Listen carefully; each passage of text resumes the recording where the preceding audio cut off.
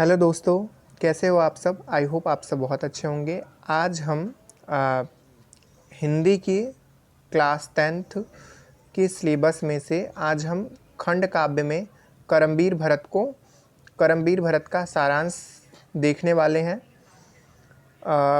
और ये उन छात्रों के लिए है जो मेरठ, फ़र्रुखाबाद, पीलीभीत, रायबरेली ज़िलों के लिए से आते हैं। ठीक है, बाकी सब जो बच्चे अदर ज़िले से हैं वो क्या करेंगे, इसको स्किप करेंगे। तो अक्सर आपका क्वेश्चन पूछ लिया जाता है करमबीर भरत में खंड काव्य का सारांश लिखिए, या करमबीर भरत का अपने शब्दों में सारांश लिखिए, जो कि आपके 3 नंबर का प्रश्न पत्र में पूछा जाता है। तो स्टार्ट करते हैं हम करमबीर भरत को। उससे पहले स्टार्ट करने से पहले बताते चलूँ कि करमबीर भरत के जो राइटर हैं वो लक्ष्मी शंकर मिश्र निशंक है। ठीक है, तो स्टार्ट करते हैं। प्रस्तुत खंड काव्य करमबीर भरत के रचयिता लक्ष्मी शंकर मिश्र निशंक है। इस खंड काव्य की कथा वस्तु मूलतः रामायण एवं रामचरितमानस से अवतरित है, परंतु इसके नायक राम ना होकर उनके छोटे भाई भरत हैं। ठीक है, अक्सर आपने कहानियों या हमें जो दादा दादी से आपने सुना होगा कि राम को ही हर चीज़ में क्या दिखाया गया है, रामचरितमानस में भी जो रामायण में भी मेन कैरेक्टर दिखाया गया है। लेकिन जो निशंक जी है, इस जो करमबीर भरत में जो मेन कैरेक्टर किसको दिखाया है, राम को ना दिखा के किसको दिखाया है, भरत को दिखाया है। आगे पढ़ते हैं।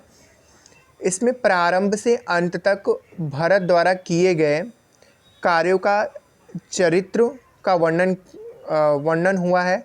यह खंड काव्य 6 सर्गों में विभाजित है और इसका सारांश निम्नलिखित है। खंड काव्य का आरंभ राजा दशरथ की मृत्यु की घटना से होता है।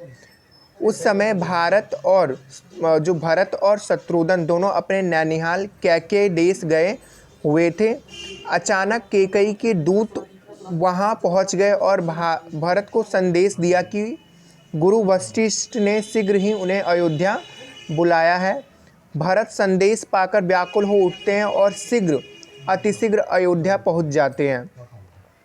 अयोध्या में उनके आगमन का कोई तैयारी ना देख भरत को आश्चर्य होता है और राजगृह में शोक सा अभाव होता है। राजा दशरथ की मृत्यु की सूचना देने का सामर्थ्य किसी में भी ना हुआ। नेक्स्ट है आपका, भरत कैकेयी के पास जाते हैं। कैकेयी ने उन्हें सारा आख्यान बताया कि किस प्रकार जो राजा दशरथ की मृत्यु हुई, किस प्रकार उनके जो भाई हैं वनवास गए। उन्होंने राजा दशरथ से अपने प्रतीक्षित वर मांगे। एक, भरत के लिए अवध का राज अर्थात अयोध्या का राज्य बनाने के लिए मांगा। दूसरा, राम को 14 वर्ष का वनवास मांगा। राजा दशरथ पहला वचन तो मान गए, परंतु दूसरे वचन को सुनते ही पुत्र प्रेम में अपनी चेतना खो बैठे, अर्थात वो बेहोश हो गए और स्वर्ग सिधार गए। और उसके बाद वो बेहोश होने के बाद डायरेक्ट क्या हो गया, उनका जीवन लीला क्या हो गया, समाप्त हो गया। भरत ये सब सुनकर अत्यंत विलाप से वशीभूत स्तंभ हो गए। तभी कौशल्या और सुमित्रा भी भरत के अयोध्या आने की सूचना सुनकर वहां आती है और भरत को विलाप में देखकर उन्हें समझाती है।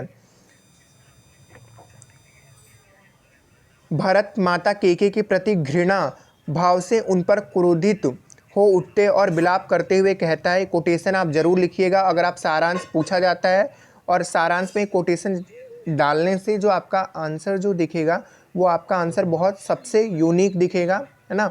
और जब भी हम सारांश लिखते हैं तो 2-3 कोटेशन का जरूर प्रयोग करते हैं। तो क्या है कोटेशन, किस मुंह से कहूँ कि मैं कुछ जान ना पाया, माँ की राजनीति रचना पहचान ना पाया, शासन का अधिकार हाय मैंने कब मांगा, राम गए वन मुझसा जग में कौन अभागा, राजभोग के मैं करूं राजा हो वन के वासी, हाय मिली जन्नी मुझको कैकेयी माँ सी। ठीक है, ये कोटेशन उन्होंने अपना जो पश्चाताप है उसको क्या किया, उन्होंने इस कोटेशन के माध्यम से क्या बताया, जो भरत ने इस कोटेशन के माध्यम से बताया कि जो मेरी माँ है, सबसे बड़ा वन में जाने का कारण कौन है, मेरी माँ है, कोई और नहीं है, सिर्फ मेरी माँ है। नेक्स्ट है, राजा दशरथ का अंतिम संस्कार करने के बाद भरत अपनी सेना के साथ राम को अयोध्या वापस लाने के लिए वन जाते हैं और वहाँ राम को देखकर उनके चरणों में गिरकर क्षमा याचना मांगते हैं। राम की भ्रातु प्रेम में गदगद हो उठते हैं और भरत से राजकाज संभालने के लिए कहते हैं। भरत राम से कहते हैं कि जब तक आप 14 वर्ष की अवधि पूर्ण करके अयोध्या वापस नहीं आते, तब तक मैं आपका प्रतिनिधित्व बनकर राजकाज चलाऊंगा और नंदीग्राम में आपकी भांति पर्ण कुटिया बनाकर, मतलब झोपड़ी बनाकर रहूंगा। भरत ने वन में जाते समय राम को चरण पादुकाएं ली और उनके शासन चिन्ह के रूप में राजगद्दी पर उन्हें विराजमान किया। इस प्रकार भरत शत्रुघ्न की सहायता से शासन संभालने लगे। उन्हें पद का कोई लोभ नहीं था, उन्हें प्रजा को पुत्रवत माना और राम के आदर्शों का पालन किया। भरत भोगी नहीं योगी थे, जिससे उनके आदर्श रूपी चरित्र का विकास होता है। Thanks for watching, like and subscribe.